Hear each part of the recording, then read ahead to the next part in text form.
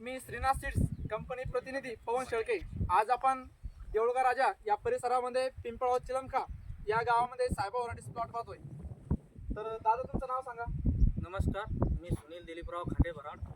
मी पिंपळगाव चिलमखा येथील रहिवासी असून मी साहेबा नावाच्या जातीची लागवड केलेली आहे. Mobile number 70 57 64 48 96. बरं, कसं काय वाटतं तुम्हाला व्हरायटी? व्हरायटी माल द्यायला चांगली आहे आणि याची जी फळाची लांबी ती कायमस्वरूपी टिकून आहे. अजून चौथा तोडा आहे. आता मार्केटमध्ये किती जाते? ही सुपरमच जाते. सुपरमॅन जाते. सोडायला वगैरे तोडायला सोपी आहे आणि हिचा आता म्हणजे चौथा तोडा आहे. फळ बारीक पडलेलं नाही.